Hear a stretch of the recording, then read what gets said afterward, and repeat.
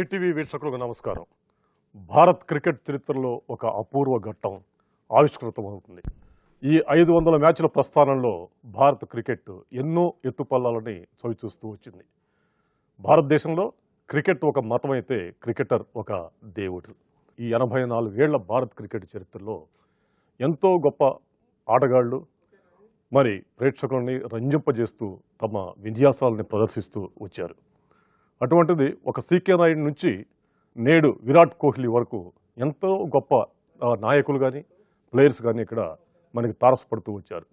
కళాత్మకమైన batting శైలి, అద్భుతమైన bowling విధానం, ఆ తర్వాత గొప్ప ఫీల్డింగ్ నైపుణ్యంతో జట్టు ఈరోజు ప్రపంచ నెంబర్ 1గా నిలుస్తూ వస్తుంది. అన్ని ఫార్మాట్లో కూడా భారత్ కనుక లేకపోతే ఆ టోర్నమెంటు ప్రేక్షకుడు కరువయ్యే పరిస్థితి దాపురించిందంటే మరి క్రికెట్ని ఎంత ఎత్తుకు ఈ ఆటగాళ్ళు తీసుకెళ్లారు అనేది అర్థమవుతూ ఉంది. ప్రేక్షకులు కూడా తమ మద్దతు తెలుపుతూ వచ్చారు. నిరక్షరాస్యుడి నుంచి అక్షరాస్యుడి వరకు, మరి ప్రవచనాలు చెప్పే వాళ్ళ దగ్గర నుంచి శాస్త్రజ్ఞుల వరకు అందరినీ కూడా క్రికెట్ కట్టిపడేస్తూ వచ్చింది. ఎందుకు క్రికెట్ పట్ల ఇంత ఆరాధ్యం ప్రజలకి డెవలప్ అయింది, ఏ రకంగా దాన్ని ఆస్వాదిస్తున్నారు, ఈ మొత్తం ప్రస్థానంలో ఎన్ని మైలురాళ్లని అధిగమిస్తూ వచ్చిందనేది ఈరోజు ఈటీవీ ప్రతిధ్వని ప్రత్యేక కార్యక్రమం.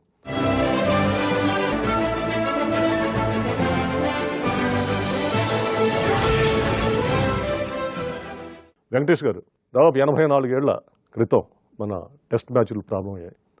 20 సంవత్సరాల తర్వాత కానీ మనం ఒక టెస్ట్ గెలవలేకపోయాం.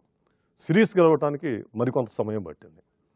కానీ ఇంతమందికి దాదాపుగా దేశంలో క్రికెట్ గురించి చర్చించని కుటుంబం లేడు, మరి వ్యక్తులు కూడా మనకి అరుదుగా తారసపడుతూ ఉంటారు. రాజకీయాలు, క్రికెట్ ఈ రెండు కూడా ప్రతి ఇంట్లో చర్చా కార్యక్రమంలో వచ్చాయి. ఎందుకు ఇంతగా దీనికి డెవలప్ అయిందంటారు? 84 సంవత్సరాల ఈ సుదీర్ఘ ప్రస్థానంలో అప్పటి నుంచి ఇప్పటివరకు తీసుకున్నా కూడా క్రికెట్ని మనం మాట్లాడే ప్రతి మాటలో కూడా క్రికెట్ పదాలు తొంగి చూస్తుంటాయి. గూగ్లీ అంటాము, క్లీన్ బౌల్డ్ అంటాము. ఇవన్నీ మనకి క్రికెట్ మన జీవితంలో ఒక అంతర్భాగంగా ఉన్నది. దీనికి ప్రధాన కారణం ఏంటంటే దాంట్లో కొన్ని డిఫరెంట్ ఫేజెస్ ఉన్నాయి. స్టార్టింగ్లో 1932లో కర్నల్ సీకే నాయుడు, మన తెలుగువాడైన సీకే నాయుడుతో మన ప్రస్థానం మొదలైంది. మొట్టమొదటి టెస్ట్ విజయం కోసం 20 ఏళ్ళు ఎదురు చూసాం. అలాగే ఆ తర్వాత మనకి కూడా చాలా అరుదుగా విజయాలు లభించాయి. ఎప్పుడో 1971లో వాడేకర్ నాయకత్వంలో ఇంగ్లాండ్లో ఒక సిరీస్ గెలవడం, వెస్టిండీస్లో ఒక సిరీస్ గెలవడం, అలాగే అరుదైన విజయాలను అక్కడక్కడ మనం ఏరుకోవడం అంతే తప్ప మనకి పెద్ద విజయాల్లో. కానీ 1983లో ఎప్పుడైతే మనం అది వన్డే వరల్డ్ కప్ అయిన వరల్డ్ కప్ గెలిచామో ఆ టైంలో అదే సమయంలో మనకేంటంటే జాతీయ టెలివిజన్ ప్రసారాలు స్టార్ట్ అయ్యాయి. లైవ్ టెలికాస్ట్, ప్రత్యక్ష ప్రసారాలు అందించడం అనేది స్టార్ట్ అయింది. సో ఎప్పుడైతే ఇంట్లో కూర్చుని టెస్ట్ మ్యాచ్లు చూసే అవకాశం వచ్చిందో అప్పటి నుంచి ఆ సీన్ మొత్తం మారిపోయింది. సో అప్పటి నుంచి క్రికెట్కి విపరీతమైన ఫాలోయింగ్ అనేది 83 తర్వాత మనం చూసాం. అక్కడి నుంచి క్రికెట్ క్రేజ్ ఎంతగా పెరిగిపోయిందంటే ఇప్పుడు ఇండియాలో క్రికెట్ ఒక 1000 కోట్ల వ్యాపారంగా మారిపోయింది. సో అప్పటి నుంచి తీసుకుంటే మనం ఇప్పటివరకు ఇంత లాంగ్ జర్నీలో ఎంతోమంది హీరోస్ ఎమర్జ్ అయ్యారు. మనకి అట్ ది సేమ్ టైం మన విజయాలు తక్కువగా ఉన్నా కూడా కొన్ని ఇండివిజువల్ పర్ఫార్మెన్స్ అద్భుతమైన ఆటగాళ్ళు. మీరు అంటే సీకే నాయుడుకి ఆ రోజుల్లోనే విపరీతమైన క్రేజ్ ఉండేది. ఆయన అప్పట్లోనే ఆయన కొన్ని అడ్వర్టైజ్మెంట్లో నటించడం జరిగింది. ఇప్పుడు క్రికెటర్స్ మోడలింగ్ అనుకుంటాం, కానీ అప్పుడే ఆయన ఒక లివర్ టానిక్ని ప్రమోట్ చేస్తూ నటించాడు. సో ఆయనకి అంత క్రేజ్ ఉండేది. ఆ తర్వాత మీరు విను మన్కడ్ని తీసుకున్నా, మన్సూర్ అలీ ఖాన్ పటౌడీని తీసుకున్నా, అలాగే down the line Sunil Gavaskar, Viswanath, తర్వాత మన స్పిన్ క్వార్టెట్ బేడీ ప్రసన్న, చంద్ర, వెంకట్ వాళ్ళని తీసుకున్నా, తర్వాత కపిల్ దేవ్ కానీ, టెండూల్కర్, ఇప్పుడు విరాట్ కోహ్లీ. సో వీళ్ళందరూ ఏంటంటే సినిమా హీరోలకి ఎంత పాపులారిటీ ఉందో దానికి ఏమాత్రం తీసుకోని పాపులారిటీ వీళ్ళకి ఉంది. సో వాళ్ళు నిజంగా పర్ఫామ్ చేసి ఇండియాకి విజయాలు అందిస్తున్నారు కాబట్టి ఇంత మంచి క్రేజ్ అనేది ఉంది. నిజంగా ఇది గొప్ప సందర్భం. 500 టెస్ట్ మ్యాచ్లు ఆడడం 84 సంవత్సరాల చరిత్రలో. అందుకంటే అమేజింగ్ ఫ్యాక్ట్ ఏంటంటే ఈ 500 టెస్ట్ మ్యాచ్లు ఇండియా ఆడితే 24 సంవత్సరాల పాటు ఆడిన సచిన్ టెండూల్కర్ ఒక్కడే వాటిలో 200 టెస్ట్ మ్యాచ్లు ఆడాడు. సో చాలా మనకి విచిత్రంగా, విస్మయంగా కూడా అనిపిస్తుంది. నరసింహారావు గారు పాతతరం క్రికెట్ ప్రేమికులకి, అభిమానులకి పరిచయం చేయాల్సిన వ్యక్తి. ఇప్పటి వరకు కూడా నరసింహారావు గారు గత 20 సంవత్సరాల క్రితమే రంజీ మ్యాచ్లతో పాటు ఇండియాకి టెస్ట్కి కూడా ప్రాతినిధ్యం వహిస్తూ వచ్చారు. ఆ తర్వాత ఐర్లాండ్ వెళ్ళి ఐర్లాండ్లో వాళ్ళు ఇస్తూ వచ్చారు. నరసింహారావు గారు, మీకు క్రికెట్తో గొప్ప పరిచయం ఉంది. రంజీలు ఆడారు, టెస్ట్ మ్యాచ్లు ఆడారు, మరి సునీల్ మనోహర్ గవాస్కర్ లాంటి పెద్ద ప్లేయర్స్తో కూడా మీరు భుజం రాసుకుంటూ తిరిగిన రోజులు ఉన్నాయి. మొత్తం భారత్లో ముఖ్యంగా, ఎందుకంటే ఇన్ని దేశాలు క్రికెట్ ఆడుతూ వస్తూ ఉన్నాయి. భారత్లో ఇంత అభిమానులు పెరగటానికి, ఇంత గొప్ప క్రేజీ ఈ ఆటకు రావటానికి ఇప్పుడు వెంకటేష్ గారు చెప్పినట్టు అనేక కారణాలు వాళ్ళు వివరించారు. మీరు యాజ్ ఎ క్రికెటర్గా మీ అభిప్రాయం ఏంటి? మేము రాంజీ ఆడినా కూడా మమ్మల్ని ప్రతి వాళ్ళు హైదరాబాద్లో గుర్తుపట్టేటోళ్ళు. రంజీ అన్నా కూడా అంత పాపులారిటీ ఉండింది అప్పుడు. ఇప్పుడంటే టెస్ట్ ఆడాలా అది అని మీడియా ఎంత ఉంది. కానీ స్టార్టింగ్ నుండి మీరు అన్నట్టు ఇంకా ఇది ఒక రిలీజన్ లాగా. నేను ప్రిన్స్ చార్ల్స్ని కలిసి ఉండి నేను కాన్వర్జేషన్ అయితే తన ఇండియాకి వచ్చినాడు. ఒకటి ఆయన అన్నాడు, నేను హార్స్ పోలో ఆడినా కానీ క్రికెట్ ఆయన అన్నాడు మీ రిలీజన్ లాగా. సో నన్ను అడిగినాడు, నువ్వు టెస్ట్ మ్యాచ్ ఆడినప్పుడు ఏమి అంటే 1 lakh క్రౌడ్ ఉంటే ఆయన అన్నాడు, I'm not surprised 1 lakh crowd ఉందని. అంత ప్యాషన్ ఉంది క్రికెట్కి.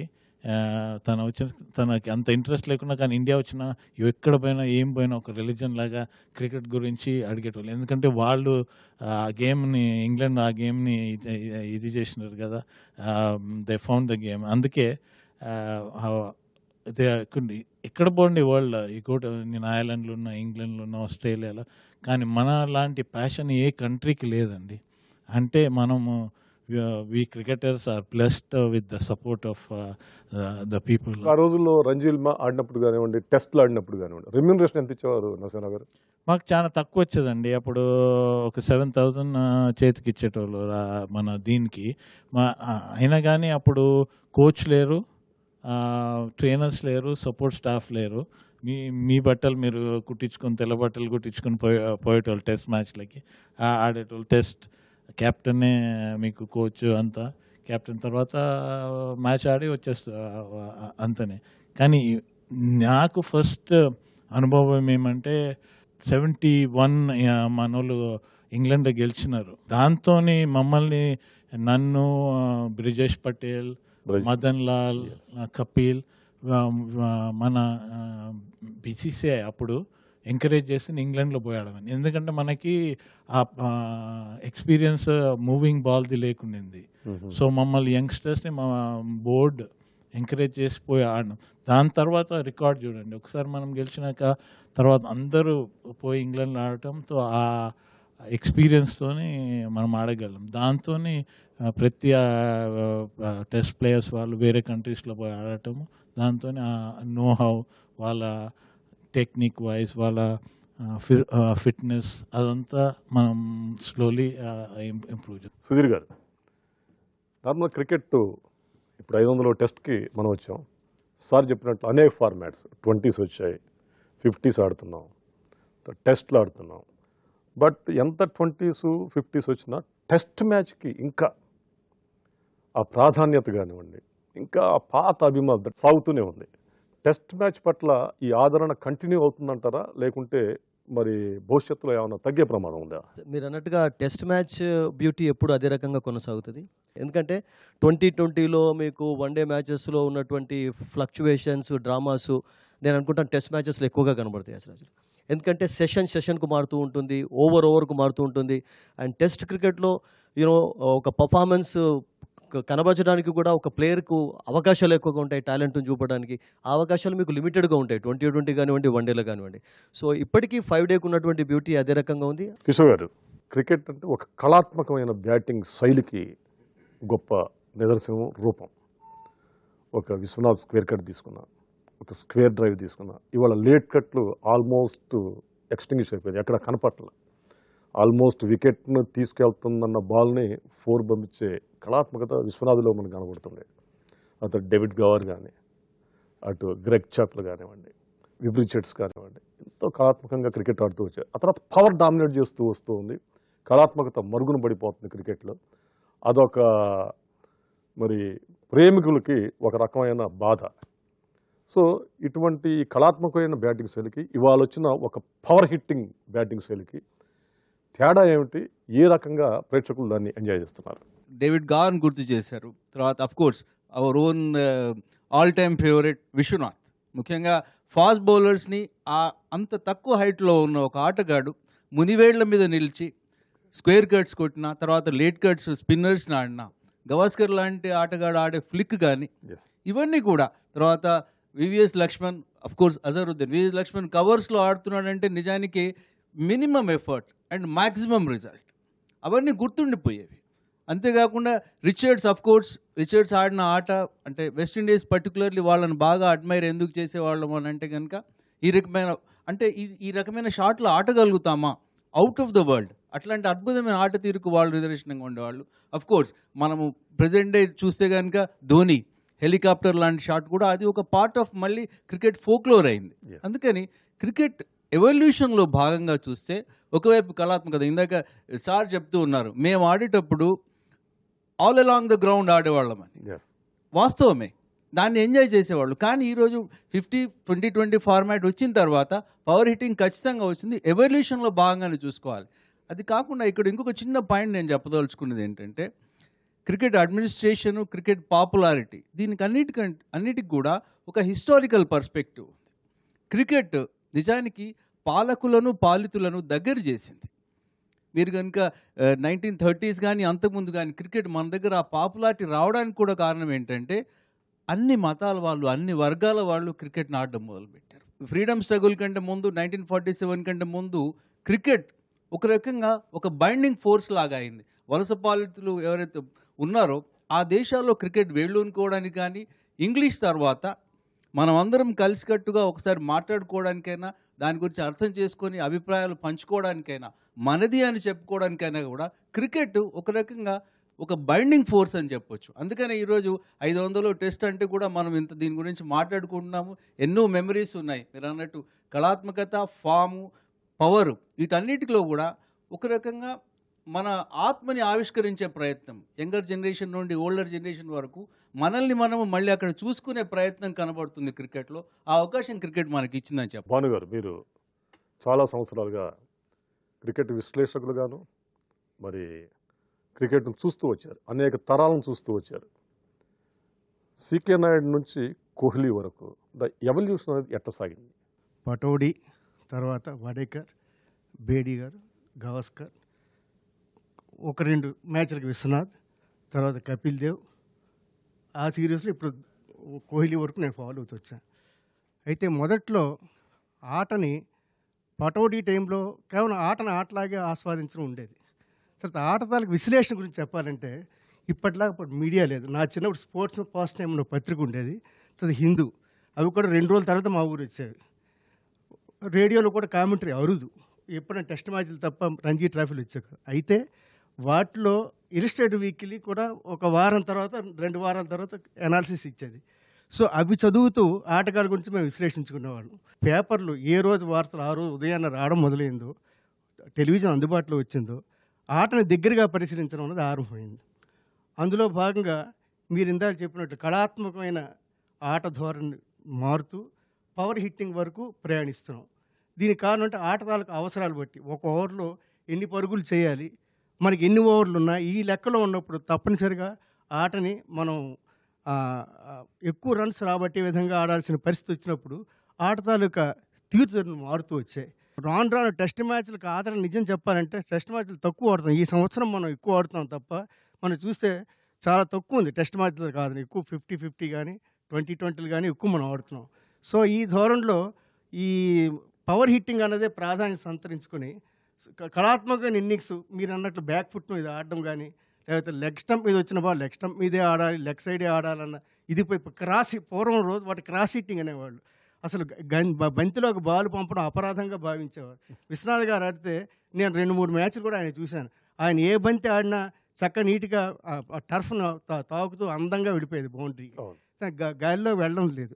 అయితే ఆ రోజుల్లో కూడా సోబర్స్ అతని ఆత్మకథలో రాసుకున్నాడు, బంతి ఎక్కడ కొట్టావు అన్నది ప్రధానం కాదు, ఎన్ని రన్స్ వచ్చాయి, నువ్వు ఖాళీలు ఉన్నప్పుడు నువ్వు ఆకాశంలో కూడా కొట్టుకోవచ్చు అని చెప్పేసి. అంటే అక్కడ వెస్ట్ ఇండీస్ తాలూకా ధోరణి. కానీ మన ఏషియన్ కంట్రీస్ అందరూ కూడా మీరు చూస్తే కళాత్మక ఇన్నింగ్స్నే ఆడేవారు.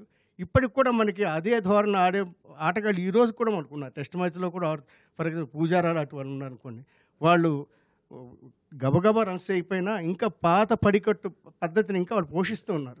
సో ఈ ధోరణిలో క్రికెట్ మారుతూ ఒక పాత కొత్త మేలు కలిగే సాగుతుందని నా ఉద్దేశం. నాగనాథ్ గారు, షాట్ ఏదైనా రన్సే ప్రధానం అన్న పరిస్థితి క్రికెట్లో వచ్చింది. ఎలా అన్నాడు, దానికి రన్స్ వచ్చాయా లేదా, దాన్నే ప్రేక్షకుడు ఎంజాయ్ చేస్తాడు తప్పితే వాట్ ఎవర్ ద షాట్ అది ఏదైనా కావచ్చు అన్న ధోరణి క్రికెట్లో రావటం అంటూ జరిగింది. ఈ నేపథ్యం ఇంత సార్ చెప్పారు భాను గారు, ఏషియన్ క్రికెట్ నేషన్స్ ఒక పాకిస్తాన్ కానీ ఇండియా కానీ శ్రీలంక కానీ వాళ్ళు ఆడే స్టైలు కొంచెం మిగతా నేషన్స్ కంటే ఆస్ట్రేలియా, ఇంగ్లాండ్, వెస్టిండీస్, న్యూజిలాండ్ వీళ్ళకంటే కాస్త భిన్నంగా ఉంటుంది. ఎందుకు ఆ రకమైన ధోరణి వీళ్ళకి అలవాటైంది? ఇప్పుడు మీరు ఏషియన్ కంట్రీస్ను మళ్ళీ డిఫరెంట్ కంట్రీస్లో ఉన్నటువంటి గేమ్ స్టైల్ గురించి చెప్పినప్పుడు అప్పట్లో బాల్ ఎయిర్లో ఆడితే, ఈవెన్ మేము లీగ్ లెవెల్లో ఆడేటప్పుడే బాల్ ఎయిర్లో ఆడితే కోచ్ తిట్టేవాడు. గ్రౌండ్ షాట్ ఆడు, ఇంకోటి వి షేప్ అని ఉంటుంది క్రికెట్లో. Basic ఫండమెంట్ is a V shape, playing ground shots along the V shape. ఆ వి షేప్ అంటే మిడ్ ఆన్ మిడ్ ఆఫ్లో ఆడాలి స్ట్రైట్.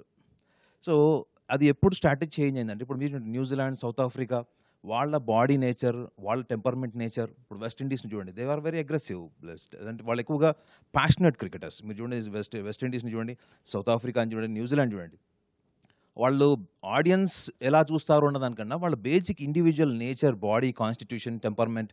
ఎందుకంటే గేమ్లో, ఎనీ గేమ్లో కూడా టాలెంట్తో పాటు ఆ టెక్నికల్ టెంపర్మెంట్ రెండు కూడా ఫోకస్ అవుతాయి. ఎప్పుడైతే మీకు టెంపర్మెంట్ ఓరియంటెడ్ గేమ్ స్టార్ట్ అయిందో ఆటోమేటిక్గా ఈ టెక్నికాలిటీస్ అన్నీ కూడా కొంచెం తగ్గిపోయినాయి. అంటే లెగ్ స్టంప్ మీద బాల్ లెగ్ స్టంప్ మీద ఆడాలి, హాఫ్ స్టంప్ మీద వచ్చే బాల్ హాఫ్ స్టంప్ మీద ఆడాలి కాదు. మీరు రవిశాస్త్రి ఆ రూల్ బ్రేక్ చేశాడు, మీకు తెలిసే ఉండొచ్చు. బెన్సన్ అండ్ ఎడ్జెస్లో ఫాస్ట్ బౌలర్స్, ఎందుకంటే రవిశాస్త్రి చాలా హార్డ్ పవర్తో హిట్ చేసే ప్లేయర్ కాదు. Outside the half stump బాల్ని outside the half stump మీద బ్యాక్ ఫుట్ వెళ్ళి ఫ్లిక్ చేసి థర్డ్ మెన్లో బౌండరీ కొట్టిన సందర్భాలు చాలా ఉన్నాయి. అది ఎందుకు వచ్చింది ఆ పరిస్థితి అంటే, తనకి ఉన్నటువంటి పవర్, తనకు ఉన్నటువంటి టెక్నిక్తోని ఆ బౌలర్ని ఎదుర్కోవాలన్నటువంటి ఒక వైఫల్యం అని కూడా చెప్పచ్చు. మన ఇండియాలో కూడా చూడండి, మీరు గవాస్కర్ లాంటి ప్లేయర్ చాలా అరుదుగా సిక్సర్స్ కొట్టడం, చాలా టెంపర్మెంట్ లూజ్ అయ్యి ఆడడం అనేది కూడా లేదు. మీరు సందీప్ పాటిల్ దగ్గరకు వచ్చినప్పుడు సందీప్ పాటిల్ స్వీప్ షాట్స్ ఎక్కువ ఆడేవాడు. షార్ట్ పిచ్ బాల్ పుల్ చేసేటటువంటి వాడు, హుక్ చేసేటువంటి ప్లేయర్ ఇండియాలో ఉన్నది ఒక మహేంద్ర అన్నదని చెప్పుకునేవాడు. సో గ్రాడ్యువల్గా ఏమైపోతుందంటే, మనకి ఈ కార్పొరేటైజేషన్ ఇన్వెస్ట్మెంట్స్ ఎక్కువగా క్రికెట్లోకి రావడం వల్ల గేమ్ ఎక్కువగా స్పీడ్ పెంచుకోవడము, దాంతోపాటు ఆడియన్స్కి కూడా ఒక చాయిస్ క్రియేట్ చేసేసారు వీళ్ళు. ఏంటంటే ఎటువంటి గేమ్ని చూడాలనుకున్నది. దానివల్ల 2020 ఫార్మాట్ కూడా చాలా ఫేమస్ అవ్వడము.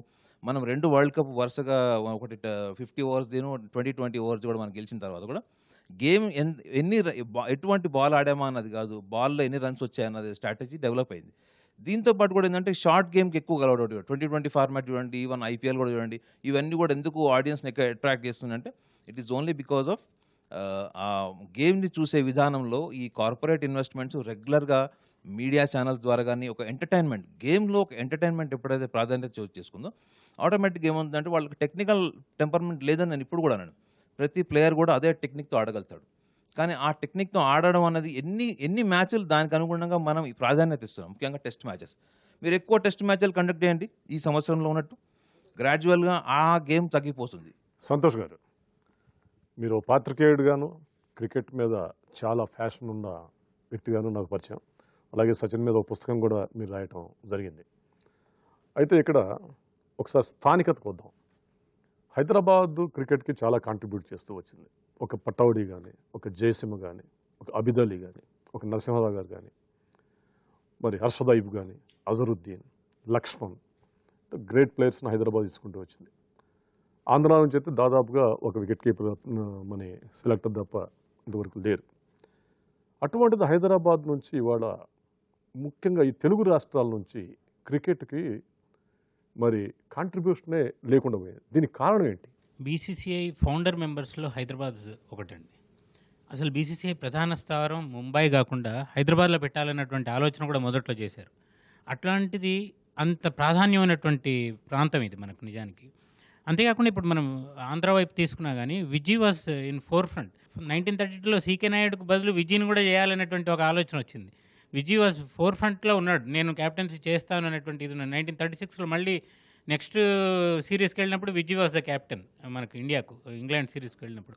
సో మొదటి నుంచి కూడా మనకు ఆ విధమైనటువంటి ఇది ఉంది. ఇప్పుడు బుచ్చిబాబు గారు కానీ, లేదంటే రామ్మోహన్ రావు కానీ, అన్ని టోర్నీలు ఇవన్నీ కూడా మనకు బందరు ఈ ప్రాంతాల నుంచి వీటి నుంచి వెళ్ళి వీళ్ళు మద్రాసులో సెటిల్ అయినటువంటి ఆటగాళ్ళు వీళ్ళందరూ కూడా. వీళ్ళ పేరు మీద ఇప్పటికీ ఆడుతున్నటువంటి టోర్నీలు ఉన్నాయి మనకి ఇప్పటికీ కూడా. సీకే నాయుడు టోర్నీ, బుచ్చిబాబు టోర్నీ, రామ్మోహన్ రావు, వీళ్ళందరూ మన తెలుగు వాళ్ళు వీళ్ళంతా కూడా. సో మనకు ఒక రకమైనటువంటి అద్భుతమైనటువంటి ఆ సంస్కృతి ఉంది మన దగ్గర. కానీ దాన్ని చాలా చిత్రం ఏంటంటే, దీంట్లో ఈ సంస్కృతి కేవలం వాళ్ళ ఇండివిజువల్ ప్యాషన్తో వచ్చినటువంటి ఆ సంస్కృతి, దాన్ని వ్యవస్థీకరించలేకపోయాం మనం. ఎప్పుడైతే మనుషులు వీళ్ళు వచ్చినటువంటి ఆటగాళ్ళు ఎవరైతే వ్యక్తిగతమైనటువంటి ప్రతిభతో పైకి వచ్చి వ్యవస్థ కనబడ్డప్పుడు వాళ్ళు పైకి వచ్చి మన టీంలలో వచ్చారు వాళ్ళు. కానీ వ్యవస్థలు తయారు చేసి సానబెట్టి తీసుకొని వచ్చినటువంటి సందర్భాలు మనకు తక్కువ. ఆ పరిణామ క్రమాన్ని మనం అందుకోలేకపోయాం మనం అసలు నిజానికి. ఆ అందుకునే ఉంటే బహుశా మనకు ఒక కంటిన్యూస్ ఒక బాంబే లాగా, లేదంటే ఒక ఢిల్లీ లాగా, ఇట్లాంటి ప్రాంతాలలో కర్ణాటక లాగా మనం ఒక మంచి ఆటగాళ్ళని అందించడానికి, భారత జట్టుకు అందించడానికి అవకాశం ఉండేదేమో. ఆ అవకాశాన్ని మనకు అటు ఆంధ్ర క్రికెట్ అసోసియేషన్ కానీ, ఇటు హైదరాబాద్ క్రికెట్ అసోసియేషన్ కానీ కొంతమేర కోల్పోయానే అనుకోవచ్చు. నాకు బీసీసీఐ నుంచి డబ్బు వస్తుంది, ఆ డబ్బును సద్వినియోగం చేసుకొని మంచి ఆటగాళ్ళని అందించాలి అనేటువంటి తపన లేదు. అంటే దీన్ని ఒక క్రీడా హబ్గా మార్చాలి అనేటువంటి తపన ఇక్కడ ఉన్నటువంటి వాళ్ళలో లోపించడం అనేటువంటిది ఒక ప్రధానమైనటువంటి అంశం. వెంకటేష్ గారు, ముఖ్యంగా క్రికెట్ ప్రారంభం 84 సంవత్సరాల కింద ప్రారంభమైన, మీరు చెప్పినట్టు ఇందాక 1983లో వరల్డ్ కప్ గెలవటం ద్వారా కపిల్ దేవ్ సారథ్యంలో, ఆ తర్వాత ఒక నాట్ టెస్ట్ ట్రోఫీలో ఓడిపోతుందనుకున్న ఒక వన్డే మ్యాచ్ని గెలవటం, గంగూలీ పెవిలియన్లో నుంచి చొక్కా ఇవ్వటం, అది నిజంగా ఒక అగ్రెసివ్నెస్ని టీంలో తీసుకొచ్చింది. ఆ తర్వాత నుంచే విజయాలు ప్రారంభమవుతూ వచ్చాయి అని అంటున్నారు. దీని మీద మీ అభిప్రాయం ఏంటి? ఇండియన్ టీమ్ మొదటి నుంచి కూడా ఒక డిఫెన్సివ్గా చాలా జెంటిల్మ్యాన్లీగా, జెంటిల్మ్యాన్స్ గేమ్ అంటాం. ఆ జెంటిల్మ్యాన్ గేమ్కి పెద్ద ఎగ్జాంపుల్ ఇండియానే కనిపించేది. ఈ స్లెడ్జింగ్ అనేది, ఈ మాటల యుద్ధం అనేది మనం క్రికెట్లో చాలా చూసాం.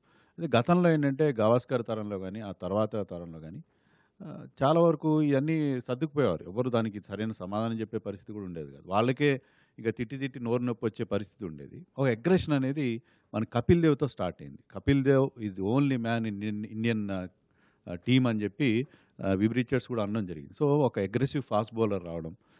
కపిల్ దేవ్ గొప్ప విషయం ఏంటంటే ఫైసలాబాద్లో 1978లో కపిల్ దేవ్ తన ఫస్ట్ టెస్ట్ మ్యాచ్ ఆడినప్పుడు పాకిస్తాన్ టీం వాళ్ళు హెల్మెట్లు కూడా పెట్టుకోలేదు. వాళ్ళు ఓపెనర్ సాదిక్ మహమ్మద్ అని అతను ఏంటంటే హెల్మెట్ లేకుండా వచ్చాడు. ఒక 2 బౌన్సర్లు అతని తలకి దగ్గరగా వెళ్ళాయి. ఇమీడియట్గా స్టేడియంలో ఒక ఏదో హెల్మెట్ ఉంటే అర్జెంటుగా తెప్పించుకుని పెట్టుకోవడం జరిగింది. సో ఇండియన్ క్రికెట్ అంత డిఫెన్సివ్గా ఉండేది ఒక స్టేజ్లో. కానీ అప్పటి నుంచి కపిల్ దేవ్ తీసుకొచ్చిన అగ్రెషన్, కపిల్ దేవ్ గేమ్లో తీసుకొచ్చాడు. మీరు అన్నట్టుగా గంగూలీ యాటిట్యూడ్లో తీసుకొచ్చాడు. ఒక్కసారి ఇండియన్ టీం అనేది గతంలో ఎంత తిట్టినా లేకపోతే మనం ఎంత అగ్రెషన్ చూపించినా వాళ్ళ నుంచి రిప్లై రాదనే పరిస్థితి నుంచి ఒక అగ్రెసివ్ ఇన్స్టింక్ట్ అనేది గంగూలీ, తర్వాత హర్భజన్ సింగ్ అనండి, ఆ తర్వాత గంగూలీ చూపిన తెగువ అనేది మిగతా టీం అంతటికీ అబ్బింది. మనం చూసాం. తర్వాత సైమన్స్ వర్సెస్ హర్భజన్ వివాదం, దాంట్లో మనం ఎంత గట్టిగా నిలబడ్డాము. తర్వాత గంగూలీ వచ్చిన తర్వాత జరిగిన ప్రధానమైన ఒక ఇంపార్టెంట్ థింగ్ ఏంటంటే మనం బయట దేశాల్లో గెలవడం అనేది మొదలైంది. అంతవరకు ఏంటంటే మన విజయాలన్నీ కూడా మోస్ట్లీ మన ఇండియాలో, ముఖ్యంగా 90స్లో మనం ఏంటంటే అజిత్ వాడేకర్ కోచ్గా ఉండేవాడు, మహమ్మద్ అజరుద్దీన్ కెప్టెన్గా ఉండేవాడు. అప్పుడు మనం పిచ్లన్నీ కూడా స్పిన్ పిచ్లు తయారు చేసుకుని మన బౌలర్లకు అనుకూలంగా తయారు చేసుకుని ముగ్గురు స్పిన్నర్స్తో ఆడి గెలవడం, ఆ రకంగా స్వదేశంలో సిరీస్ గెలవడం, బయటికి వెళ్తే ఓడిపోవడం అలా జరిగేది. కానీ గంగూలీ నాయకత్వంలో మనలో ఒక కాన్ఫిడెన్స్ వచ్చింది. ఏంటంటే మనం బయట కూడా ఎక్కడైనా గెలవగలం, మనం ఎవ్వరికి తీసిపోం. మనం ఏ జట్టు కూడా వెస్టిండీస్ కావచ్చు, ఆస్ట్రేలియా కావచ్చు, సౌత్ ఆఫ్రికా కావచ్చు, అది ముఖ్యంగా మైండ్లో మనం జయించాం దాన్ని. ఆ ఫియర్ని, ఆ ఫీలింగ్ని మైండ్లో జయించడానికి గంగూలీ లీడర్షిప్ అనేది చాలా బాగా పనిచేస్తుంది. అగ్రెసివ్ కెప్టెన్, అతను కోచ్లతో ఫైట్ చేసి ఉండొచ్చు, అడ్మినిస్ట్రేషన్తో ఫైట్ చేసి ఉండొచ్చు, ప్లేయర్స్తో కూడా కొంతమంది గొడవపడి, కానీ అతను ఒక యాటిట్యూడ్ తీసుకొచ్చాడు. అదే యాటిట్యూడ్ ఇప్పుడు మన విరాట్ కోహ్లీలో కనిపిస్తుంది. ఏంటంటే కాన్ఫిడెన్స్ కావాలి. ఆటగాళ్ళు ఏంటంటే ముందు మ్యాచ్ని మైండ్లో గెలవాలి, తర్వాత పిచ్ మీద గెలవాలి. సో అలాంటి ఒక ఫీలింగ్ని గంగూలీ డెఫినెట్గా తీసుకొచ్చాడు. సుధీర్ గారు, ముఖ్యంగా 20 ఫార్మాట్ కమర్షియల్గా బాగా సక్సెస్. 20 ఫార్మాట్ మొదలైన తర్వాత ప్లేయర్స్ కొంచెం ఆర్థికంగా ఆదుకోవడం జరిగింది. అనేక మంది ఆటగాళ్ళకు కూడా, ఈవెన్ రంజీ లెవెల్ ఆడేవాళ్ళకి, అంతకంటే కింద ఆడేవాళ్ళకు కూడా కాస్త ఆర్థికపరమైన వెసులుబాటు వచ్చింది. అయితే ఈ ఐపీఎల్ లాంటి టోర్నమెంట్స్ బాగా ఎక్కువ రావటం మూలంగా అనేక దేశాలు ప్రారంభించాయి. శ్రీలంకలో ప్రారంభమైంది, వెస్టిండీస్లో ప్రారంభమైంది, మందంటే పెద్ద బాగా సక్సెస్ అనుకోండి. క్రికెట్ మీద కాస్త ఆసక్తిని డైల్యూట్ చేస్తూ వస్తుందా అన్న ఒక విమర్శ ఉంది. దాని మీద మీ అభిప్రాయం ఏంటి? క్రికెట్ పైన నేను అనుకుంటాను ఆసక్తిని ఏమైతే తగ్గించడం లేదు. ఎందుకంటే అది సక్సెస్ అవుతుంది అంటే డెఫినెట్లీ ఇంట్రెస్ట్ పెరుగుతున్నాడు పబ్లిక్లో. కానీ దాని ప్రభావం టెస్ట్ మ్యాచెస్ పైన ఏదైనా ఉంటుందా అంటే అది కూడా మనకు కనబట్టలేదు. ఇప్పుడు చూసినట్లయితే మనం రేపటి 500 టెస్ట్ మ్యాచ్ తోటి ఈ 2-3 మంత్స్లో మనం 13 టెస్ట్ మ్యాచ్లు ఆడుతున్నాం మనం. సో టెస్ట్ క్రికెట్ తగ్గనంత వరకు, టెస్ట్ క్రికెట్లో ఒక బ్యూటీ కోల్పోయినంత వరకు మనకి ఎన్ని టోర్నమెంట్స్ ఏవి ఎక్స్ట్రా ఇన్కమ్ కోరుకున్నా కానీ, ఆపర్చునిటీస్ ప్రొవైడ్ చేసుకోకున్నా దాన్ని మనం ఎంకరేజ్ చేయాలి, కానీ దాన్ని డిస్కరేజ్ చేసే పరిస్థితి మనకు కనపట్టలేదు. ఐపీఎల్ అనేది ఒక బిగ్ సక్సెస్. అది నిర్వహించే సమయం కూడా మనం చూస్తున్నట్లయితే ఎక్కడ డిస్టర్బెన్స్ ఏది కాకుండా మనం నిర్వహిస్తున్నాం, ముఖ్యంగా మనం ఇండియన్ స్కెడ్యూల్ మనం దృష్టిలో ఉంచుకొని.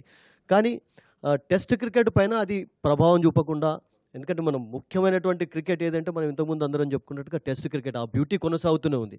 సో దాంట్లో ఉన్నటువంటి అందం వేరే రకంగా ఉంటుంది. అది మనం ఎప్పటివరకు అయితే గమనిస్తూ ఉంటాము. సో ఇటువంటి ఐపీఎల్ టోర్నమెంట్స్ నేను అనుకుంటాను ఎటువంటి నష్టాన్ని అయితే చేసుకోవచ్చు కొంచెం, బికాస్ ఆపర్చునిటీస్ ప్రొవైడ్ చేస్తుంది. ఇప్పుడు మీరు అన్నట్టుగా ఇప్పుడు ఒక రంజీ ఆడని ఆటగాడు కూడా లాస్ట్ సీజన్లో చూసుకున్నట్లయితే బెంగళూరు నుంచి చాలామంది అసలు యాక్చువల్గా దాదాపు ఒక 10 మంది రంజీ ట్రాఫీ ఆడని వాళ్ళు కూడా, ఫస్ట్ క్లాస్ క్రికెట్ ఆడని వాళ్ళు కూడా వాళ్ళు అవకాశాలు పొందారు. సో అలా అవకాశాలు ఇస్తున్నప్పుడు మనం దాన్ని ఎంకరేజ్ చేయాలి, కానీ దాన్ని డిస్కరేజ్ చేసే పరిస్థితి మనకు ఎక్కడ కనపడలేదు. నాగనాథ్ గారు, వన్డే ఇంటర్నేషనల్కి 2020 ఫార్మాట్కి టెస్ట్ ఫార్మాట్కి ఎక్కడ డిఫరెన్స్ వస్తుందంటే ఇట్ ఈస్ అబ్సల్యూట్లీ టెంపర్మెంట్. మీరు గేమ్ మీద ఎంత ఫోకస్ చేసి ఒక టెక్నిక్ మీద out side off stump ball ఇప్పటికి కూడా ఇండియాలో ముఖ్యంగా చూడండి, మన సౌత్ ఈస్ట్ ఏషియన్ కంట్రీస్లో, ఏషియన్ కంట్రీస్లో out side off stump ball is always a weakness. ఎందుకు అంటే గేమ్ మీద ఎప్పుడైతే మీకు టెంపర్మెంట్, ర్యాష్ టెంపర్మెంట్, ముఖ్యంగా ఈ షార్ట్ ఫార్మాట్స్ వల్లనే ర్యాష్ టెంపర్మెంట్ వస్తుంది.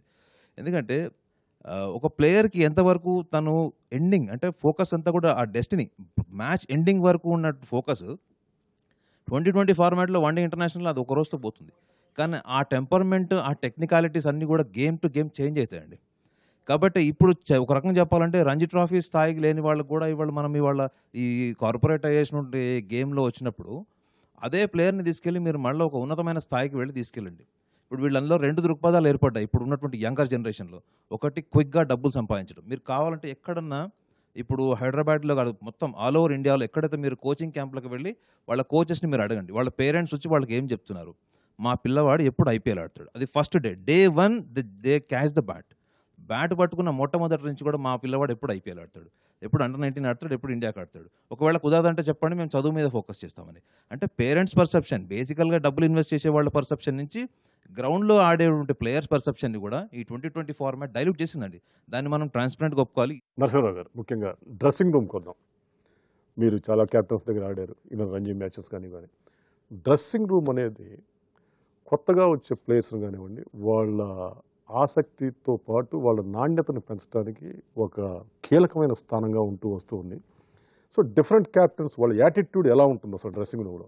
డ్రెస్సింగ్ రూమ్ సపోర్ట్ చాలా ఇంపార్టెంట్ అండి. ఒక కొత్త యంగ్ ప్లేయర్ వచ్చినప్పుడు సీనియర్ ప్లేయర్స్ ఉంటారు, ఆయనను కంఫర్ట్ చేసి వెల్కమ్ చేసి అది చాలా ఇంపార్టెంట్. మా టైంలో ఈచ్ క్యాప్టెన్ లెవెలే వేరేది ఉండేది. ఇప్పుడంటే ఇప్పుడు ఆ కాన్సెప్ట్ అంతా మారిపోయింది, ఎందుకంటే వాళ్ళతోని 2020 వచ్చింది, ఐపీఎల్స్ వచ్చినాయి, వీళ్ళు కలిసి ఆడుతున్నారు. మా టైంలో అంటే దిలీప్ ట్రాఫీ జోన్లో ఆడినాము, రంజీ ట్రాఫీ మన జోన్లో ఆడినాము. సో ఒక్కోసారి గవాస్కర్ సీనియర్ ప్లేయర్స్తో ఇంటరాక్షన్ అంతా ఎక్కువ లేవు, only once or twice in year ఉండింది. కానీ ఇప్పుడు డిఫరెంట్ అయినా కానీ అప్పుడు విశ్వనాథ్,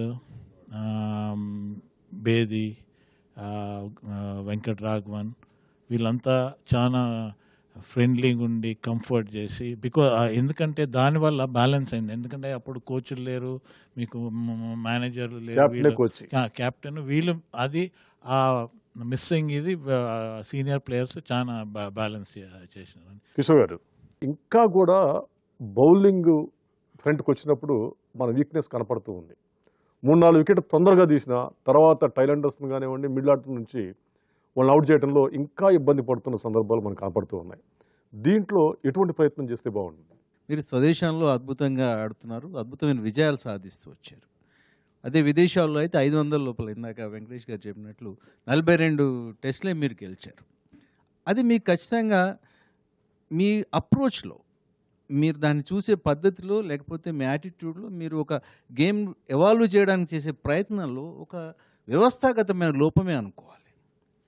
స్పిన్ ఫ్రెండ్లీ ట్రాక్స్ లేదంటే ఫ్లాట్ పిచెస్, వీటి వలన ఒక ఫాస్ట్ బౌలర్ కావాలి అన్నా, ఫాస్ట్ బౌలర్గా కన్సిస్టెంట్గా ఒక స్థాయిలో ఎదగాలి అన్నా కూడా ఖచ్చితంగా ఇబ్బందికరమైన పరిస్థితి. అంతేకాకుండా నరసింహరావు గారు నాతో అగ్రి అవుతారు, ఒక అంశాన్ని మనం పరిగణలోకి తీసుకోవాలి. మన ఎండ్యూరెన్స్ లెవెల్స్ కానీ, మన బాడీ ఫ్రేమ్ కానీ ఒక రేస్గా, భారతీయులు మనం ఒక రేస్గా చూసినా we're not that strong compare to West Indies or Australia, New Zealand, England, వీళ్ళందరితో కంపేర్ చేస్తే. Fast bowlers of course Pakistan నుండి ఎందుకు వస్తున్నారు అంటే అక్కడి వాళ్ళ రేస్కి సంబంధించిన వాళ్ళకు ఉండే లక్షణాలు కానీ వాళ్ళకు శరీర దారుఢ్యం కానీ డిఫరెంట్ ఉంది. ఇక్కడ అద్భుతమైన స్పిన్నర్స్ వస్తారు. కళాత్మకత గురించి మీరు ఇందాక ఒక మాట చెప్పారు. రిస్టీ ప్లేయర్స్ వస్తారు. We're not power hitters. ఈరోజు ధోని లాంటి వాడు హెలికాప్టర్ షాట్ ఎంజాయ్ చేస్తున్నాము, కానీ విశ్వనాథ్, గవాస్కర్ లేదంటే ఇంకా మిగతా వాళ్ళు ఆడే అద్భుతమైన Azharuddin for that matter, Yes. VVS Laxman, wristy players. We are more intelligent. అందుకనే మనకు సంబంధించిన వరకు టెస్ట్లలో మనము ఆన్ ఇండియన్ సాయిల్ అద్భుతమైన రికార్డు ఉంది. బయట దేశాల్లోకి పోయినప్పుడు మాత్రం పరిస్థితి ఏంటంటే మీకు ఆ స్థాయిలో మీకు ఆ ప్రిపరేషన్ లేదు ఒకటి. రెండోది బౌలర్స్ కొంత సందర్భాల్లో తేలిపోతూ ఉన్నారు. కన్సిస్టెంట్గా ఒక బ్యాలెన్స్ కావాలంటే ఇప్పుడు ఈ మధ్య కాలంలో చూస్తే కనుక 5 బౌలర్లను పెట్టుకొని ఖచ్చితంగా ఆడాలి అన్న ఒక ఆలోచన మనకు వచ్చింది, అగ్రెసివ్ వచ్చింది. భాను గారు, కొన్ని దశాబ్దాలుగా క్రికెట్ చూస్తూ వస్తున్నాం. అయితే ఎవరైతే ఆడుతున్నారో ఆ నేషన్సే ఆడుతూ వస్తున్నాయి. కొత్త నేషన్స్ క్రికెట్ వైపుకి ఆకర్షించబట్టలేదు. కారణం ఏంటి? కొత్త నేషన్స్ కూడా వస్తున్నాయండి, రాకపోలేదు. ఇప్పుడు ఆ దేశాల ఆర్థిక పరిస్థితి, సాంస్కృతిక నేపథ్యాలు, వీటితో పాటు అక్కడ క్రీడా వాతావరణం, వీటన్నిటి మీద ఏ క్రీడైనా ఆధారపడి ఉంటుంది. క్రికెట్ కూడా అంతే. అయితే అక్కడ కూడా ఇప్పుడు ఆడే ఉత్సాహం ఉన్నవాడు, ఇప్పుడు ఐర్లాండ్లో ఇప్పుడు నరసింహారావు గారు అక్కడ ట్రైనింగ్ ఇస్తున్నారు, కోచింగ్ ఇచ్చి వచ్చారు. సో విదేశాల్లో కూడా దాన్ని బట్టి ఆదరణ ఉంది. అయితే అవి ఏ స్థాయిలో ఉన్నాయి వాళ్ళ ఆట అన్నదాన్ని బట్టి వాళ్ళు రాణించడం ఉంటుంది. ఇప్పుడు అందుకే 2 tier సిస్టమ్ ఒకటి రావాలని ఇప్పుడు కొత్తగా ఒక వాదన కూడా వచ్చింది. అలాంటి వాళ్ళు కూడా అకామిడేట్ చేయాలి. ఎందుకంటే కెన్యా లాంటి వాటికి టెస్ట్ స్ట్రాటజీ ఇస్తే అవి రాణించకపోవచ్చు. కాబట్టి వాళ్ళు ఏ స్థితిలో ఉన్నారు అన్నది ముందు అంచనా వేసుకొని అక్కడి నుంచి ఎలా పైకి రావాలన్న యాటిట్యూడ్ ఆ కంట్రీ మీద ఆధారపడి ఉంటుందండి. అక్కడలో డిఫరెంట్గా ప్లేయర్స్ ఉన్నారు, ఆడాలన్న ఉత్సాహం ఉంది. వెస్టిండీస్లో కూడా ఒక దశలో క్రికెట్ చచ్చిపోయింది చెప్పాలంటే. అందరూ బాస్కెట్బాల్ వైపు, అమెరికన్ గేమ్స్ వైపు వెళ్ళిపోయారు. అలాంటిది మళ్ళీ బతుకుతోంది. దానికి కారణం ఏంటంటే వాతావరణం. సో ఒకప్పుడు ఒక స్వర్ణయుగాన్ని చూసిన వెస్టిండీస్ లాంటి గొప్ప కంట్రీకే క్రికెట్ పట్ల చిరచూపు చూసే ఒక పరిస్థితి అంటూ ఏర్పడింది. దానికి కారణం ఏంటంటే అక్కడ సామాజిక పరిస్థితులు, లోకల్ వాతావరణం. కాబట్టి అనుకూలిస్తే చిన్న కంట్రీలు కూడా డెఫినెట్గా అందులో వస్తాయండి. సంతోష్ గారు, ముఖ్యంగా కొన్ని ఇన్నింగ్స్, చారిత్రాత్మకమైన ఇన్నింగ్స్ ఇప్పటికీ గుర్తుండిపోయాయి. కలకట్టా లక్ష్మణ్ అటువంటి ఇన్నింగ్స్ ఇండియన్ క్రికెట్కి ఒక వన్నె తీసుకురావడంతో పాటు చాలామంది ప్లేయర్స్లో ఒక దృక్పథాన్ని, యాటిట్యూడ్ని డెవలప్ చేస్తూ వచ్చాయి. సో దాన్ని నిలుపుకోవాలంటే ప్రస్తుతం ఉన్న ప్లేయర్స్ కానివ్వండి, ఇటు బీసీసీఐ కానివ్వండి, చేయాల్సిన ప్రయత్నాలు ఏమిటి? 70 ఏళ్ల స్వాతంత్ర చరిత్రలో ఏ రంగంలో సాధించినటువంటి ప్రగతిని మనం క్రికెట్లో సాధించామండి. ప్రతి రంగంలో కూడా మనం అగ్రస్థానంలో ఉండాలని కోరుకోవడంలో తప్పేం లేదు, కోరుకుంటాడు కూడా సగటు మనిషి. కానీ అన్నిట్లలో సాధ్యం కానటువంటిది మన క్రికెట్లో సాధ్యమైంది. ఇవాల్యుయేషన్ చాలా అద్భుతంగా జరిగింది క్రికెట్లో. మనం అనుకుంటాం మారిపోతుంది, మనకు చాలా ఓడిపోతున్నాం, గెలుస్తున్నాం, మిగతా వాళ్ళతో పోలిక పెట్టుకొని ఇది చేస్తాం. కానీ 1932లో మనం ఆడినటువంటి ఆటకు, ఇవాళ ఆడుతున్నటువంటి ఆటకు, మన అప్పుడున్నటువంటి స్థాయికి ఇప్పుడున్నటువంటి స్థాయికి చూసుకుంటే ఒక అద్భుతమైనటువంటి పరిణామ క్రమం కనబడుతుంటుంది. భారత్లో ఉన్నటువంటి ప్రతి ఒక్కళ్ళు కూడా తమను తాము అసోసియేట్ చేసుకొని చూసుకుంటున్నారు. దాంట్లో నిశ్చితంగా మనం విశ్లేషించుకుంటే క్రికెట్లో సాధించినటువంటి ప్రగతిని మిగతా అన్ని రంగాలు కూడా అర్థం చేసుకోవాలి. అసలు ఒక భారత్ ఎదగడానికి ఉన్నటువంటి అవకాశాలు ఒక ముందు చూపుతో వ్యవహరిస్తే దాంట్లో ఉన్నటువంటి అవకాశాలను అందిపుచ్చుకుంటూ మనం ప్రపంచంతో ఎందుకు పోవచ్చు, ఎలా పోవచ్చు అనడానికి క్రికెట్ ఒక రకమైనటువంటి మార్గదర్శనం చేసింది.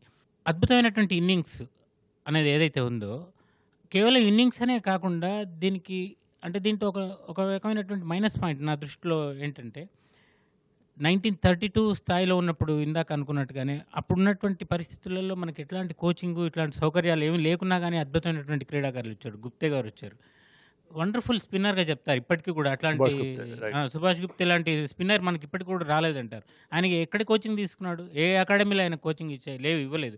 ఈవెన్ బిషన్ సింగ్ బేడీ అయినా తీసుకున్నా కానీ అక్కడ దాకా కూడా మనకి ఎట్లాంటి అద్భుతం. ఇప్పుడు ఆ లూప్, ఒక బ్యాట్స్మెన్కు గాలం వేసేటటువంటి ఆ లూప్ వాళ్ళని ముందుకు తీసుకొచ్చి వాళ్ళని అసలు మోసం చేసి వాళ్ళని ఒక రకంగా ట్రాప్లో ఇరికించేటువంటి ఆ లూప్ను మనం చాలా రేర్గా చూస్తున్నాం ఇప్పుడున్నటువంటి.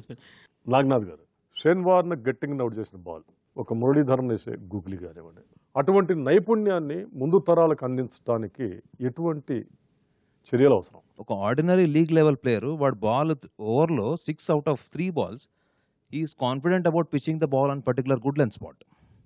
అదే మీరు ఒక నేషనల్ లెవెల్ ప్లేయర్ ఏంటంటే ఆ 3 to 6 balls ఏ బాల్నైనా దాన్ని మేనేజ్ చేసి సిచ్యువేషనల్గా దాన్ని టెంపర్మెంట్ బ్యాలెన్స్ చేసుకుంటూ బౌలింగ్ చేయగలిగాడు. ఒక ఇంటర్నేషనల్ లెవెల్ ఇప్పుడు షేన్వాన్ అంటున్నారు, మీరు ముర్తాయి మురళీధరన్ అంటున్నారు, వాళ్ళు అవుట్ ఆఫ్ 6 balls వాళ్ళు ఎక్కడన్నా వేయగలరు, ఎప్పుడన్నా దాన్ని ఆ టెంపర్మెంట్ని బ్యాలెన్స్ చేసుకోగలరు. కాబట్టి వాళ్ళు అన్ని వందల వికెట్లు వాళ్ళు సాధించగలిగారు. ఆ టెంపర్మెంట్ రావాలి, ఆ స్థాయి ప్లేయర్ లేవు. మనకు చూడండి, ఆర్పీ సింగ్ని తీసుకోండి, ఫాస్ట్ బౌలర్, అజిత్ అగర్కర్ని తీసుకోండి, ఇంకా మన లిస్ట్లో ఉన్నటువంటి ఇషాంత్ శర్మని తీసుకోండి. వీళ్ళందరూ కూడా టెస్ట్ ఫార్మాట్లో జహీర్ ఖాన్తో పాటు సమకాలీకుల్లాగా వచ్చి ఆ స్థాయిలో నిలబడతారని ఎక్స్పెక్ట్ చేశారు. మరి ఎందుకు నిలబడలేకపోయారు వాళ్ళు? వాళ్ళు 2020 ఫార్మాట్లో ఎక్కువ సక్సెస్ అయ్యారు ఒక రకంగా చెప్పాలంటే. రీజన్ ఏంటంటే, ఒక టెక్నిక్ మీద నీకు ఎంత కాన్ఫిడెన్స్ ఉంది, నువ్వు ఆ బాల్ నిద్రలో లేపి అడిగినా ఆ బాల్ వేసే స్థాయిలో నువ్వు ఉండాలి. ఇప్పుడు కూడా చెప్తున్నారు మన ప్లేయర్లు ఎందుకు నాణ్యత లేదు, స్పిన్నర్స్లో ఎందుకు లేదని. మీరు హర్భజన్నే చూడండి, హర్భజన్కి అంత కాన్ఫిడెన్స్ లేదు. మీరు సౌత్ ఆఫ్రికాతో అషీమ్ అమ్లా ఒక మ్యాచ్ టెస్ట్లో లాస్ట్ మూమెంట్ వరకు ఆడి మనం ఆల్మోస్ట్ 27 overs మనం 2 వికెట్లు తీయడానికి పట్టింది మనకి సౌత్ ఆఫ్రికాతో. ఆ మ్యాచ్లో కూడా హర్భజన్ సింగ్ కీలకమైనటువంటి బౌలరు, చాలా పేరున్న బౌలరు. ధోని కూడా అతని మీద పూర్తి నమ్మకం పెట్టుకుంటే కూడా ఆ మ్యాచ్ మనం డ్రా చేసుకోవాల్సి వచ్చింది. సో మనకి కావాల్సింది ఏంటంటే, ఇప్పుడు ఒక ట్రెడిషనల్ బౌలర్, ఆ టెక్నికల్ టెంపర్మెంట్ అన్నది ఇప్పుడు ప్లేయర్స్లో చాలామందికి ఉందండి. బ్యాటింగ్లో చూసుకోండి, మీరు స్పిన్లో చూసుకోండి, షేన్వాన్ లాంటి బౌలర్స్ ఉన్నారు, ముత్తయ్య మురళీధరన్ లాంటి బౌలర్స్ కూడా ఉన్నారు. బాల్ని ఎయిర్లో టాస్ చేయగలవాడు, ఎయిర్లోనే డిసీవ్ చేయగలిగే బౌలర్ ఉన్నారు. కానీ వాళ్ళకి లీగ్ లెవెల్కి వచ్చేటప్పటికి కెప్టెన్ ఏం చెప్తారంటే, మన మ్యాచ్ని కట్టడి చేయాలి, మన రన్స్ తగ్గించాలి అనగానే వీడు ఆటోమేటిక్గా బౌలింగ్ ఆర్గనైజ్ చేసుకుంటాడు. ఆ న్యాచురల్ టాలెంట్ నుంచి సిచ్యువేషనల్ ఎబిలిటీకి కన్వర్ట్ అవ్వాల్సి వస్తుంది. దీనివల్ల ఏమైపోతుందంటే, మీకు ఆ గేమ్లో నా న్యాచురల్ టాలెంట్, నా పొటెన్షియాలిటీ పక్కన పెట్టి నేను మ్యాచ్ని ఎట్లా గెలిపించాలి, మ్యాచ్లో ఎన్ని తక్కువ రన్లు ఇవ్వాలి, నాకు ఇచ్చే 10 overs కోటాలో ఎన్ని తక్కువ ఎకనామీలో ఉండాలి, ఇది లేదంటే నేను నెక్స్ట్ మ్యాచ్లో నేను ఉండను. వెంకటేష్ గారు, ముఖ్యంగా కోచ్లకి ఇవాళ చాలా రోల్ పెరిగింది. ఒకప్పుడు నసరా గారు చెప్తున్నారు కోచెస్ ఎవరు లేరు, క్యాప్టెనే కోచ్ అని చెప్పేసి. సో క్రిస్టన్ ఇండియా కోచ్ వచ్చిన తర్వాత యాక్చువల్గా ఆ విజయ పరంపర అనేది మొదలై ఇప్పటి వరకు కొనసాగుతూ వస్తుంది. క్రిస్టన్ వెళ్ళిన తర్వాత మళ్ళీ మాకు ఆ ఫ్లక్చుయేషన్ కనబడింది చాలా మ్యాచ్లో. అఫ్కోర్స్ కోహ్లీ ఇటువంటి వాళ్ళు బాగా ఆడుతున్నా కొన్ని సందర్భాల్లో అన్సర్టానిటీస్ వస్తూ ఉన్నాయి.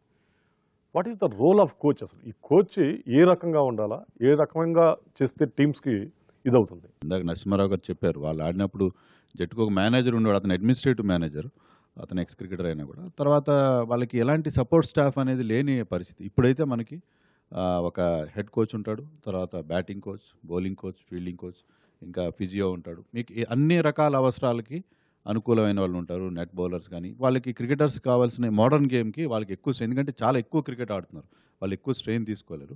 అది కాకుండా కోచ్ ఉన్నప్పుడు ఏమవుతుందంటే, క్యాప్టెన్ కానీ మిగతా ప్లేయర్స్ కానీ they can concentrate on their own game. వాళ్ళ గేమ్ మీద వాళ్ళు ధ్యాస పెట్టే అవకాశం ఉంటుంది. కోచ్ ఏంటంటే స్ట్రాటజీ కానీ మిగతా అంశాలన్నీ అతను చూసుకుంటాడు. సో క్యాప్టెన్ మీద అదనపు భారం లేకుండా చూసుకునే పరిస్థితి మనం చూసాం. చాలామంది గొప్ప ప్లేయర్స్ క్యాప్టెన్గా సక్సెస్ కాలేదు. మన గ్రేటెస్ట్ ఎగ్జాంపుల్ మన సచిన్ టెండూల్కర్ చెప్పుకోవచ్చు. కానీ ఎప్పుడైతే కోచ్ రోల్ అనేది బాగా పెరిగిందో, ఇప్పుడు మోడర్న్ డే క్యాప్టెన్స్ మనం విరాట్ కోహ్లీని తీసుకోండి, లేకపోతే స్టీవ్ స్మిత్ని తీసుకోండి, లేకపోతే మీ న్యూజిలాండ్లో విలియమ్సన్, ఇలాంటి వాళ్ళందరూ కూడా, అలిస్టర్ కుక్ కానీ, వీళ్ళందరూ కూడా క్యాప్టెన్గా ఎక్కువ రాణిస్తున్నారు. వాళ్ళు ఏంటంటే క్యాప్టెన్సీ ఆ బాధ్యతతో వాళ్ళు ఇంకా బాగా ఆడుతున్నారు. ఎందుకంటే వాళ్ళ బర్డన్ని కోచ్ చాలా వరకు షేర్ చేసుకుంటున్నాడు. సో ఈ రకమైన చేంజ్ మనకి చాలా స్పష్టంగా కనిపిస్తుంది. సో కోచ్ రోల్ అనేది చాలా ఇంపార్టెంట్.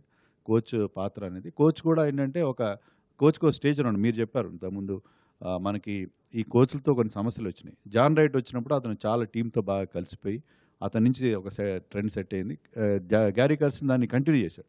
కానీ మనకి గ్రెగ్ చాపెల్ ఎరాలో అతను ఇండియన్ క్రికెట్లో ఒక అద్భుతమైన విప్లవాత్మకమైన మార్పులు తీసుకొద్దాం, ఇండియన్ క్రికెట్ మార్చేద్దాం అనేదో పెద్ద ప్రణాళికతో వచ్చాడు. అది పెడిసి కొట్టింది. మనం దాని ప్రత్యక్షమైన రిజల్ట్ మనకి 2007 వరల్డ్ కప్లో మనకి కనిపించింది. సో కోచ్ అనేది చాలా ఇంపార్టెంట్. అండ్ ఇండియన్ టీంకి ఎలాంటి కోచ్ ఉండాలంటే, అతను ఒక స్టేచర్ ఉండే కోచ్, అంటే అనిల్ కుంబ్లే లాంటి వాడు ఉండాలి. మరి చిన్న ప్లేయర్ అయితే ఈ సూపర్ స్టార్స్ని హ్యాండిల్ చేయలేడు. అట్ ది సేమ్ టైం ఏంటంటే టీంతో కలిసిపోయి ఆ కలివిడితనం ఉండే కోచ్ ఉండాలి. అలా కాకుండా అతను గ్రేగ్ చాపెల్ లాగా ఈగోయిస్టిక్ పర్సన్ ఉంటే మళ్ళీ, ఎందుకంటే ఈగో క్లాష్ అనేది ఖచ్చితంగా వస్తుంది. సో అలాంటి కోచ్ చాలా ఇంపార్టెంట్. కోచ్ సాఫ్ట్గా ఉండాలి, ఫర్మ్గా ఉండాలి. అంతేగాని మరీ అతను పూర్తిగా డామినేట్ చేస్తే ఇండియన్ క్రికెట్కి ఇబ్బంది కలుగుతుంది. సో ఇండియన్ క్రికెట్ అనేది ఎప్పుడు కూడా ఒక బంచ్ ఆఫ్ సూపర్ స్టార్స్ ఉంటారు. వాళ్ళకి ఎలాంటి ఈగో ఉంటుందంటే, వాళ్ళు బయటకు వెళ్తే వాళ్ళకి షారుఖ్ ఖాన్ కానీ ఎవరిని మించిపోయే ఒక ఈగో ఉంటుంది. కాబట్టి వాళ్ళతో హ్యాండిల్ చేయాలంటే కోచ్ చాలా జుడిషియస్గా వ్యవహరించాల్సిన అవసరం ఉంటుంది. క్రికెట్ స్టార్స్ని మించిన వాళ్ళు లేరండి. ఇప్పుడు మనం షారుఖ్ ఖాన్ అంటాం, రజనీకాంత్ అంటాం, వీళ్ళందరికంటే కూడా వీళ్ళందరూ వాళ్ళు చేసేవన్నీ కూడా అదంతా ఆర్టిఫిషియల్ అని తెలుసు. కానీ ఒక్కసారి క్రికెట్లో కొట్టిన కొన్ని షాట్స్ కానీ మనకి ఎప్పుడు గుర్తుండిపోయాయి. ఇప్పుడు ఎగ్జాక్ట్. ధోని కొట్టిన sixer to win the world cup, ఇలాంటివన్నీ మనకి ఎప్పటికీ గుర్తుండిపోతాయి. సో ఇవి రియల్ స్టార్స్ వీళ్ళు. సో ఈ రియల్ స్టార్స్ని ఎవ్వరు కూడా డామినేట్ చేయలేరు. ఇండియాలో ఇప్పుడున్న ప్రాబ్లం ఏంటంటే, మనం టెస్ట్ క్రికెట్ని ఎంత సెలబ్రేట్ చేసుకుంటున్నాం 500 టెస్ట్ మ్యాచ్ని, కానీ రేపు కాన్పూర్లో ఎంతమంది క్రౌడ్ ఉంటారు నాకైతే డౌటే.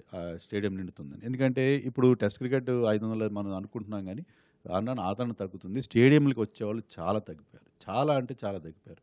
మనకి ఖచ్చితంగా రేపు స్టేడియం నిండదు. బీసీసీఐ కూడా ఏం చేసిందంటే, టైర్ 2 సిటీస్, మామూలుగా మెట్రో నగరాల్లో టెస్ట్ మ్యాచ్లు జరిపితే క్రౌడ్ రావట్లేదని, ఇప్పుడు చూడండి కాన్పూర్, విశాఖపట్నం ఇలాంటి చిన్న నగరాల్లో జరుపుతున్నారు. అట్లీస్ట్ అలాగైనా చిన్న నగరాల్లో వాళ్ళకి ఒకేసారి, కాన్పూర్లో ఈ మధ్యకాలంలో ఒకప్పుడు చాలా పెద్ద టెస్ట్ సెంటర్, ఈ మధ్యకాలం టెస్టులు జరగట్లేదు.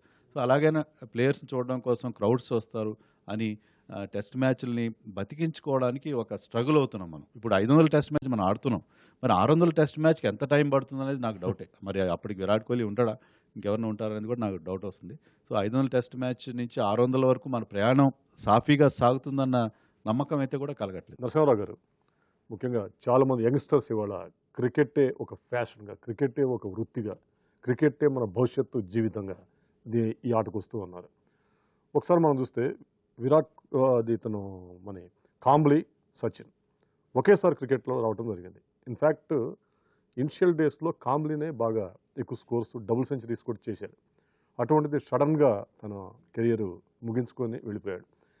ఈ నేపథ్యంలో వర్ధమాన క్రికెటర్స్కి మీరిచ్చే సలహా ఏంటి? ఎక్కువ కాలం ఈ ఫార్మాట్లో కంటిన్యూ అవుతూ, ఈ ఆటలో కంటిన్యూ అవుతూ రాణించాలంటే ఎటువంటి సలహా సూచన మీరు ఇస్తారు? క్రికెట్ ఇప్పుడు మీరు ఒక ప్రొఫెషన్ చేసుకోవచ్చు. మా టైంలో అంటే క్రికెట్ ఆడి కొంచెం బ్యాంక్లో జాబ్ దొరుకుతుంది, సో సెమీ ప్రొఫెషనల్ లాగా ఉండేది. ఇప్పుడు you can make a career, yes. ఏ లెవెల్ అయినా రీచ్ కావచ్చు. సో అది అందుకే పేరెంట్స్ కూడా అకాడమీస్ తెచ్చి ఇన్వెస్ట్ చేస్తున్నారు. సో ఐపీఎల్ ఆడొచ్చు అది అని. కానీ ఏమంటండి, ఇప్పుడు ఇన్ని డిస్ట్రాక్షన్స్ ఉన్నాయి. నువ్వు సడన్గా సూపర్ స్టార్ ఓవర్ నైట్ అయిపోయినావు అంటే you can cope with the thing. So ఇప్పుడు కూడా నేను అకాడమీ ఇక్కడ స్టార్ట్ చేసిన కదండి. We have a nutrition, we have a sports psychologist, but we're looking for lifestyle coach. So అన్నిటికీ ఇప్పుడు మీరు ప్రీమియర్ లీగ్ ఇంగ్లాండ్ ఉందండి, రూనీస్, బెకమ్స్, వాళ్ళు ఆ లెవెల్ వచ్చేగానే లైఫ్ స్టైల్ కోచ్ వాళ్ళకు ఉంటాడు. వాళ్ళ జనరల్ లైఫ్ అక్కడ వచ్చినాక ఎట్లా మెయింటైన్ చేయాలా, వాళ్ళ పైసలు ఎట్లా మెయింటైన్ చేయాలా, వాళ్ళు ఎట్లా ఇది చేయాలి. సో ఆ హెల్ప్ ఉంది. సో ఇప్పుడు మనకి మా టైం కన్నా ఇప్పుడు వీళ్ళకందరికి, ఇప్పుడు మీరు చూడండి కామ్లీకి అది ఆ హెల్ప్ లేకుండా పోయింది. సచిన్ చాలా లెవెల్ హెడెడ్, తనకి హెల్ప్ వాళ్ళ బ్రదర్ వాళ్ళ దగ్గర ఉండింది, ఫ్యామిలీతో తనకు ఉండింది. కానీ కామ్లీకి అది లేకుండే. Probably he would have been a better player than him, because three double hundreds కొట్టేసినాడు. He was, but unfortunately ఆ ఎర్రర్లో, మా ఎర్రర్లో కూడా అండి top class players especially south, few became alcoholics. వాళ్ళ లైఫ్ స్టైల్ ఆఫ్టర్ క్రికెట్ అయిపోయినాక అంత సూపర్ స్టార్డంలో అందరూ తర్వాత ఏమీ లేకుండా డిప్రెషన్ దాంట్లో. కానీ ఇప్పుడు అంత హెల్ప్ ఉంది వాళ్ళకి. ఎస్పెషల్లీ ఇప్పుడు కోహ్లీ ఎట్లా హ్యాండిల్ చేస్తాం, స్టార్టింగ్ వచ్చినప్పుడు క్యాప్టెన్సీ ఎట్లుంది, ఇప్పుడు ఎట్లుండింది, ఆబ్వియస్లీ తనకి హెల్ప్ ఉంది. What is the role of family to enhance skills and continue in the game? Family life is very important అండి, because for a player encouragement ఇస్తారు. కానీ ఒక్కసారి ఆ సూపర్ స్టార్ అయినప్పుడు ఆ బ్యాలెన్స్ చేయటం, ఆ లైఫ్ బ్యాలెన్స్ చేయటం, ఆ స్టార్డమ్తోని, మనీతోని, ప్లస్ గేమ్ అయితే ఆడాలా, ప్రాక్టీస్ చేయాలా, ఆ ఫోకస్ ఉండాలా. సుధీర్ గారు, మన క్రికెట్ 500 టెస్ట్ మ్యాచ్లు ఆడుతున్నాం ఇవాడ. 500 టెస్ట్ మ్యాచ్ పెద్ద మైల్ రాయి, గొప్ప ఇది. అయితే ఇంకా కూడా ఒక ఢిల్లీ, ఒక బాంబే, ఒక బెంగళూరు, ఎప్పుడన్నా హైదరాబాద్, ఇటువంటి 4-5 ప్రాంతాల నుంచే ఆటగాళ్ళు వస్తున్నారు తప్పితే మారుమూల స్టేట్స్కి కానీ ఇటువంటి ఒక ధోని జార్ఖండ్ నుంచి వచ్చిండు, ఆ ఒక్క ఎగ్జాంపుల్ చెప్తే మళ్ళీ కనపట్ల. సో క్రికెట్ అనే దాన్ని దేశం మొత్తంగా ఉన్న ఒక బెస్ట్ ప్లేయర్సే ఆడాలి, ఎటువంటి దాంతో సంబంధం లేకుండా నైపుణ్యం ఒక్కటే దానికి పారామీటర్ కావాలి, ప్రాతిపదిక కావాలి అన్న ఒక వాతావరణం రావాలంటే ఏం చేయాలి? దాన్ని మనం డెఫినెట్లీ ఎంకరేజ్ అంటే టాలెంట్ ఎక్కడైతే ఉంటుందో దాన్ని ఎవరు ఆపలేరు. ఇంతకుముందు చెప్పినట్టు మహేందర్ సింగ్ ధోని అది దాన్ని టోటల్గా అందరినీ మరిపించేటట్టు చేశాడు ఒక బీహార్ నుంచి వచ్చి. సో టాలెంట్ ఉన్న చోట టాలెంట్ ఉన్న వాళ్ళని ఎవరిని ఆపలేరండి. అది పల్లెటూరే కావచ్చు, సిటీయే కావచ్చు. సిటీలో ఉండడంతో డెఫినెట్లీ కొంతవరకు అవకాశాలు ఎక్కువగా ఉంటాయి, ఎక్స్పోజర్ ఎక్కువగా ఉంటుంది. కానీ దాన్ని నిలదొక్కునే ప్రయత్నం కూడా చేయాలి. అంటే ఈరోజు ఒక సచిన్ టెండూల్కర్ 200 టెస్ట్ మ్యాచెస్ ఆడగలిగాడు, సునీల్ గవాస్కర్ అలా కొనసాగాడు. అంటే వాళ్ళు అవకాశాలను కూడా అదే రకంగా ఉపయోగించుకున్నారు. మొట్టమొదటిసారిగా గవాస్కర్ డెబ్యూ చేసినప్పుడు మొదటి సిరీస్లోనే తన తడాకాయంతో చూపించాడు. సో ఆ తర్వాత అతనిపైన నమ్మకం కూడా పెరుగుతూ వచ్చింది. సో అటువంటి నమ్మకాన్ని కూడా కలగజేయటం లేదు ఇప్పుడు. సో అవకాశాలు ఎంతోమందికి రాలేదు. హిర్వాని ఫస్ట్ టెస్ట్ మ్యాచ్లోనే వెస్టిండీస్ తోటి మనందరికీ తెలుసు, రిచర్డ్స్ లాంటి బ్యాట్స్మెన్ ఉన్నప్పుడు కూడా 16 వికెట్లు తీసుకున్నాడు. ఆ తర్వాత టోటల్గా దాన్ని కంటిన్యూ చేయలేకపోయాడు. సో అవకాశాలు ఇస్తున్నారు బీసీసీఐ. ప్రతి వాళ్ళకు కూడా టాలెంట్ ఉన్న వాళ్ళని ఎవరిని కూడా ఆపటం లేదు.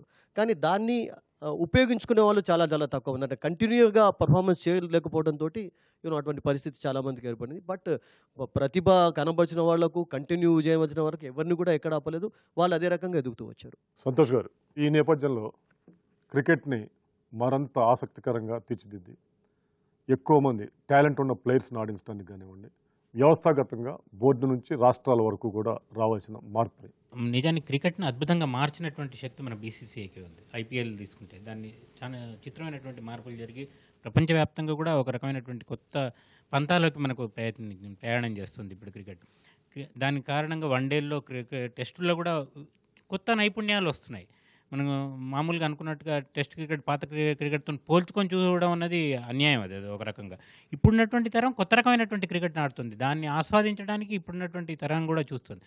ఇప్పుడు ఐపీఎల్లో ఏదైతే లీగుల్ని ప్రవేశపెట్టి ఆటలు కొత్త రకమైనటువంటి చేశారో అదే రకమైనటువంటి ప్రయత్నాన్ని ఆ లీగుల్ని మరికాస్త ఇంకా హైదరాబాద్కే పరిమితం చేయకుండా మీరు ఇందాక అన్నటువంటి టైర్ 2 సిటీస్ నుంచి జిల్లా స్థాయికి కూడా తీసుకెళ్ళి ఇంగ్లాండ్లో ఉన్నటువంటి ఆ క్లబ్ సిస్టమ్ని ఏదైతే ఉందో దాన్ని మనం పెంచి పోషించగలిగితే తప్పకుండా అది ప్రతిభావంతులైనటువంటి వాళ్ళు మారుమూల ప్రాంతాల్లో ఉన్నా కూడా పైకి రావడానికి అవకాశాలను కల్పిస్తుందండి. ఆ దాన్ని మనం ఈ ఐపీఎల్ను లీగుల్ని వీటన్నిటిని కూడా దానికి ఉపయోగించుకోగలిగితే, దాన్ని ఆ విధంగా విస్తరించగలిగితే తప్పకుండా ప్రతిభావంతులు మనకు పైకి వస్తారు. అన్ని రంగాలలో కూడా మనకు ఇక్కడ మనకు లోపం ఉంది అనేటువంటి అవకాశం లేకుండా అన్ని రంగాలలో కూడా మనకు మంచి ప్రతిభావంతులను తీసుకొని రావడానికి, అందరికి సంతృప్తి చెందడానికి అవకాశం కల్పించడానికి అవకాశం ఏర్పడుతుంది. భారత్ న్యూజిలాండ్ మధ్య జరగబోయే 500వ మ్యాచ్ భారత్ గెలవాలని కోరుకుంటూ ముగిస్తుంది.